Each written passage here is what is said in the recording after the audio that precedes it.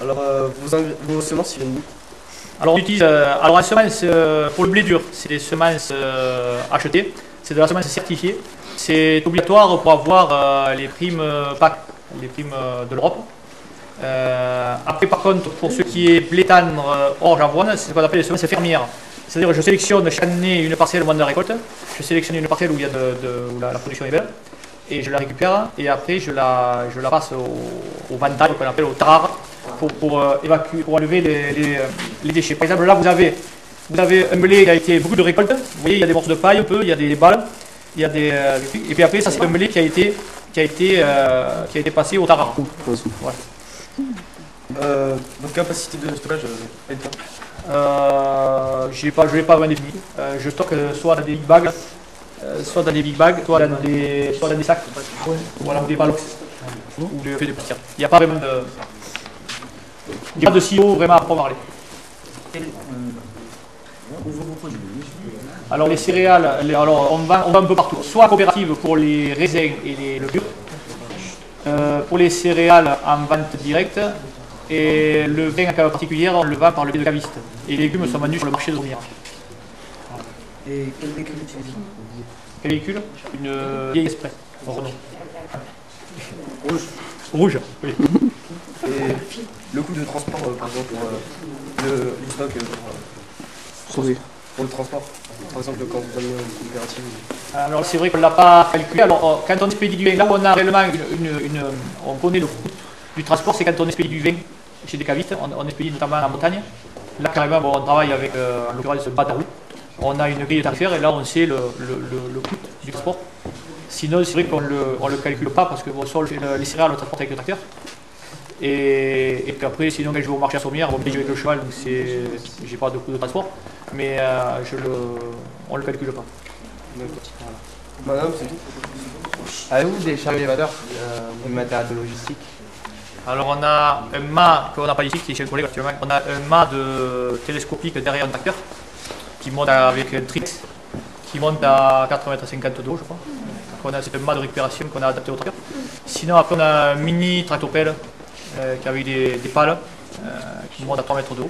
Et sinon après on a une transpalette pour placer les palettes sur la dalle. On a fait une lisse pour pouvoir trier efficacement nos productions sur des palox. Voilà. J'ai attaqué pour passer. J'ai choisi de me convertir. Étant sur 7 ans, j'ai marché sur 7 ans. J'attaque toujours par. J'ai converti mes terres en attaquant par les 2 années de l'usine. Parce que pendant 2 ans, on est obligé de cultiver en bio, sans pouvoir vendre bio. Donc l'usine et la production, c'est le moins pénalisant, puisque de toute façon on n'y apporte rien, quoi qu'il arrive, même en conventionnel, on n'y apporte pas d'azote, donc je mets une fumure de fond au départ. Et pendant 2 ans, on n'y a rien, conventionnel ou bio. Donc ça ne me pénalise pas, et derrière, j'attaque en bio directement. Les céréales sont en bio directement. Alors si tu me contentes, le contrôleur part tout prévu, parce que justement ça lui pose problème, parce qu'il a peur que je triche. Et maintenant, ça a compris, et ça se passe. Voilà. Parce qu'en plus, pour l'essai, je valorise pas, c'est pas dit que je valorise. C'est pas pour gagner plus que je suis passé en bio, c'est plus dans notre philosophie que l'autre chose. Parce que déjà, on valorise différemment, on valorise normalement, donc on aurait pu passer en bio. Donc petit à petit, tout bio. Voilà, d'ici 3 ou 4 ans, on sera en bio entièrement. Et la vigne, vous pensez que c'est en bio? Alors là, la vigne, mon frère, je ne suis pas trop d'accord, parce que la vigne, on ne valoriserait pas en bio. On aime bio, quasiment. On utilise la bourre tout, on n'utilise pas de désherbants, on utilise des cuivres et soufre pour les maladies. On ne met pas d'engrais chimiques, mais on est en bio, il ne manquerait plus qu'il suffirait le label. Voilà. Mais mon frère, il a peur que, comme je dis, il a peur que les cheveux lui poussent, que la barbe lui pousse. Voilà, il y a encore dans beaucoup de gens, les bio, c'est des barbos, des hippies avec des cheveux longs. Et de plus. Bon, j'ai failli passer en bio à Chine il y a des ans, c'est des fortes primes. Les deux premiers, bon, c'était là. Et puis après, on avait trop de. Ça rejoint un peu la logistique, on avait trop de surface. Donc on est taqué au niveau matériel. On était vraiment à fond.